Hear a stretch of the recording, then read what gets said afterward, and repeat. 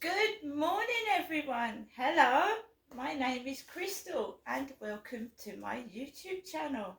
Good morning. And I'm all set and ready because I've got my pelvic scan tomorrow. My pelvic scan. I'm not saying where it is, but I've got my pelvic scan tomorrow, so I've got to drink lots of water before I go up there, so that all that area shows up. It is, guys, Thursday morning. If you like my videos, please smash that like button. Please do subscribe. So it is Thursday morning, nearly Friday. The weather is dull. Looks like it could possibly rain later. We don't know. It's quite nippy last night. We had a bit of mist. Always feels cold when it's misty. A bit of mist in the air last night. Alexa, good morning. Good morning, and a happy birthday to Sir Ranulph Fiennes, one of the world's greatest explorers. His achievements include being the first person to completely cross Antarctica on foot, summiting Everest at the age of 65, and cutting off his own fingers after getting frostbite at the North Pole. Alexa, what's the time, please? The time is 8:15 a.m. Alexa, what's the date today? Today is Thursday, the 7th of March. Alexa, what's the weather like? In Rochester, it's 4 degrees Celsius with fog. Today, you can expect partly sunny weather, with a high of 11 degrees and a low of 4 degrees.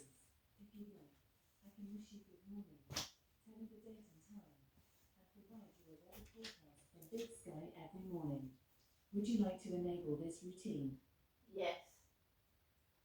Great, you're all set. If you change your mind... Alexa, can you tell me a joke? Knock knock. Who's there? Claire. Claire who? Claire the way I'm coming through. And Alexa, whose birthday is it today? Today's famous birthdays include actress Greta Lee, American actor and director Bryan Cranston, British actress Rachel Weisz, British actress Belle Powley, and actress Jenna Fisher. And Alexa, could you give me a thought of the day? Alexa, thought of the day. Here's your thought. Be still like a mountain and flow like a great river. Goodbye, Lao Tse Tung. Right, guys, so Thursday morning, another day to write up in my diary, Crystal's diary. So yeah, I wake up this morning and I get up about 7:15, and then I lie back down a bit and get up at 7:45. So I'm up now. I'm really just gonna be at home because I'm preparing for this pelvic scan. Things like that make anybody nervous, so the day before I'm a bit nervous anyway. I saw my mum a couple of days ago. My mum keeps in touch. I get WhatsApps now and again from some of my family, but some of them don't bother. That's the way life is, you know. You've got to let your children grow and develop, and I don't stifle my kids. I let them get on with their life. So when you get older, right, some mothers never see their kids at all for various reasons. And don't forget the dads out there that have lost their children to their ex-partner, and their ex-partner doesn't let them see them. Now that happened to me, and I was a mum. My ex-partner tried to stop me seeing my children. So I know how it feels, guys, because I was a mum and my ex-partner was doing it to me.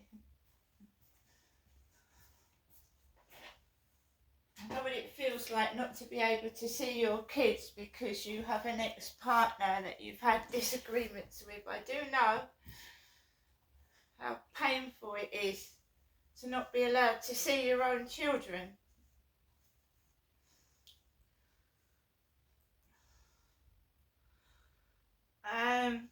So this morning at 8:04, well, first of all, guys, I had to notify of a benefit change to my property. So I'd sent it to the wrong email. I'd sent it to the council, but the wrong email. Now, last time that I did that, they kindly sent it to the right team. I get some message this morning that I need to send it to the benefits email. The benefits email. I'd sent it to the wrong address, and they made sure benefits was highlighted. Because anything with the word Ben in it upsets my mum. And I'm not Jennifer, so it hasn't upset me. So that's what I get first thing this morning. Contact the benefits email address. This is the wrong address. Last time I did it last year, they said we've sent your email to the relevant place, but this time I get told I've got to send it to a specific email with benefits on it. Then I get a message from John Pratt. John Pratt. Pratt is slang for a pussy. It is. It's slang for pussy. Then I've got this. Dear Miss Marshall, important NHS appointments. Your scan appointment is booked.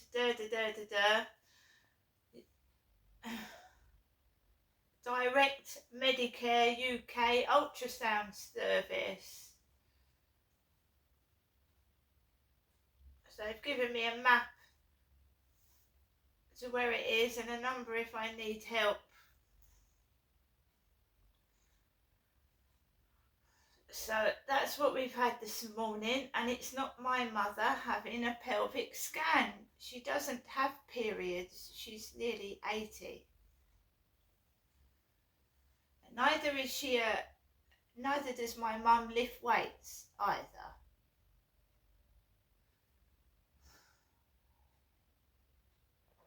Whatever I do to try and disprove these idiots who have put the wrong entries on my medical notes.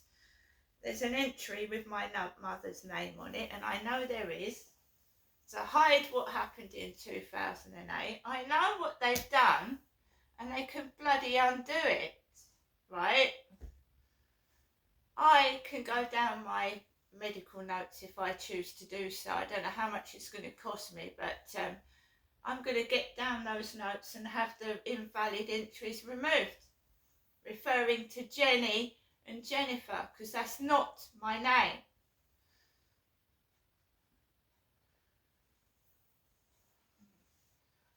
This is a massive conspiracy. It's a cover-up. And every time I go in the shop, I'm being treated like I'm a piece of shit and I'm being taken the mickey out of, and it shouldn't be allowed. Right? Got this morning, trying to wind me up and upset me, thinking that I'm Jennifer and I'm going to start acting like a lunatic, and I'm not. Jennifer, I'm not. I went up to see my mum a couple of days ago. She's not getting the help she needs. She's stuck indoors, and someone had dressed her up like me. I know it looks good in the diary, folks, because I've been writing this diary since I came down in 2008 down here. 2009, when I lost my child into care. It was 2009. I do feel sorry for people that have had their kids taken away unfairly. I'm going to tell you something else now. It was all a setup trying to make out I was a mad lunatic and then send me down here and it's my mum that was diagnosed with schizophrenia, you see. That's what they did, to try and cover up what they'd done, make out I was a lunatic. That's what they did, and they know who they are. So basically, when I came down in 2008, my son was not in care. He was with my ex-husband. And I wanted help from my parents to get my son back and to sort out my flat, because I knew my dad had a car. My dad had always driven.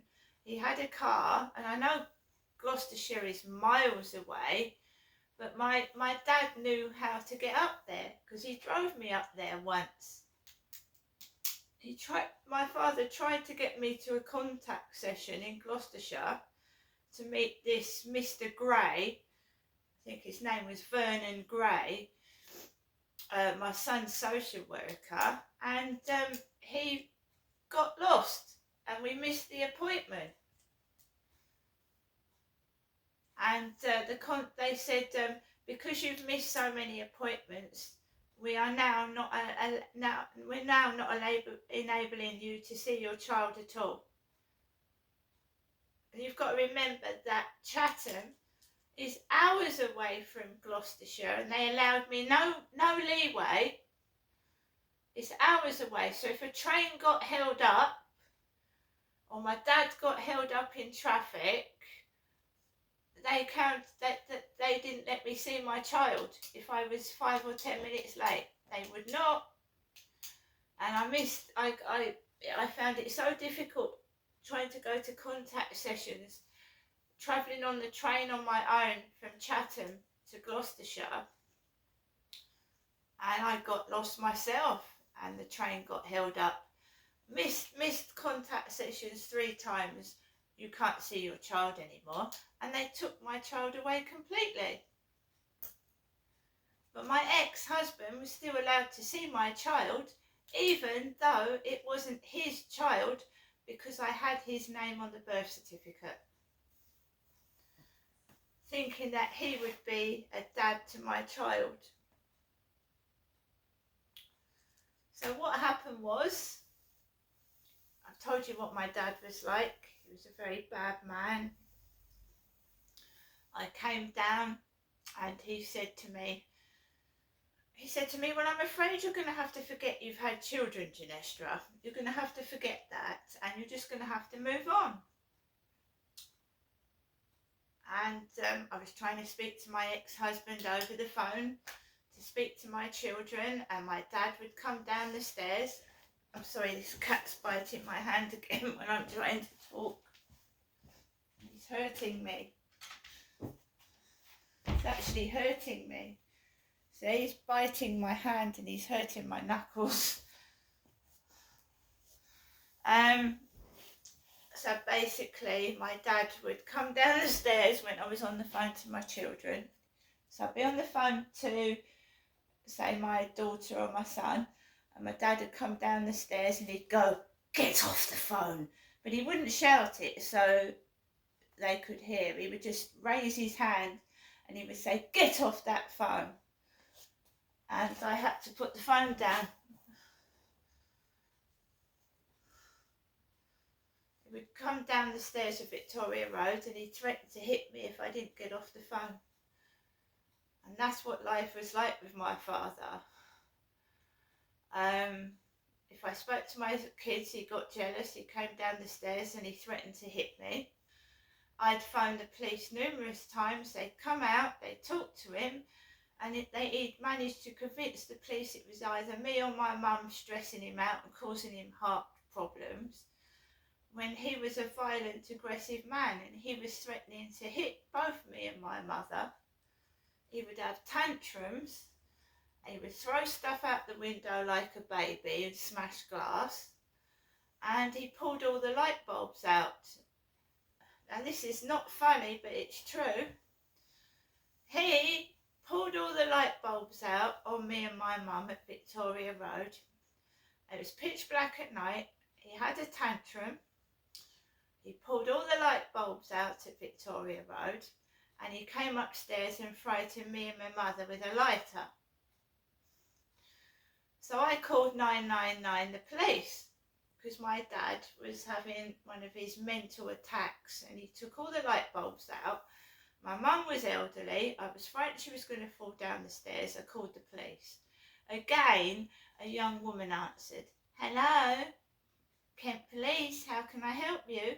I'll put you through to somebody, hang on. So you got another young woman.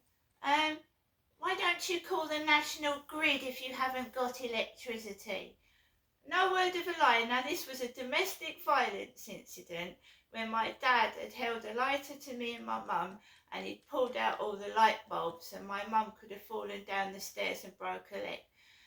So, sorry, we can't help you. You need to call the National Grid. I'm not lying. I said I haven't lost electricity. Well, you've told me all the light bulbs have come out. I said, yes, my dad is violent and he's pulled the light bulbs out. I'm sorry, we can't help you. And she put the phone down and told me to call the National Grid. My dad could have set fire to my mum and me. My dad could have killed us both in that house. And that's what they do every time I call the police.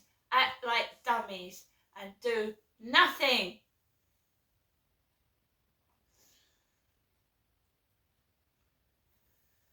I'm not stupid. We hadn't lost electricity. My dad was being violent and attacking me and my mother in the bedroom and pulling the light bulbs out. I think they intentionally left my dad in an episode like that thinking that he would kill me and my mother.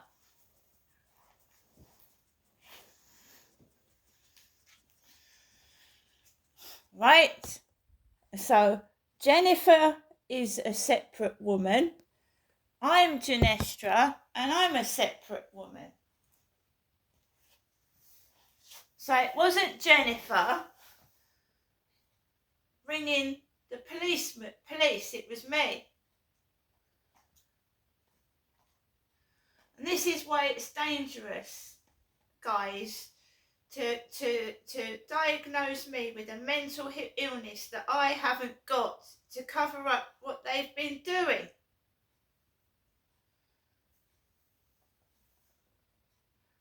I was given diazepam. That nearly killed me. My mum used to take diazepam. And so did my father.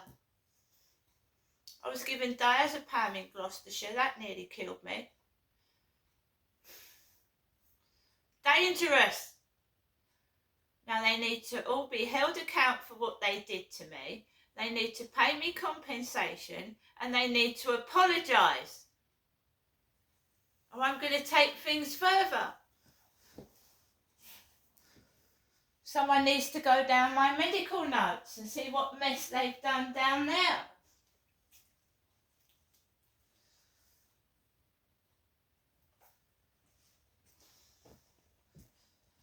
I'm going to end this video because in the next one I'm going to tell you how I was forced when I tried to get my child out of care to go to mental health illness tests.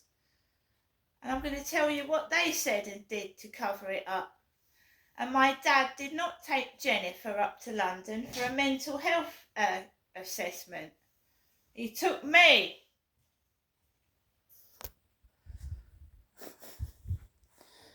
Right, guys. I mean, this is ridiculous, having to live like this because they're guilty of what they've done and they don't want to accept it. See you later.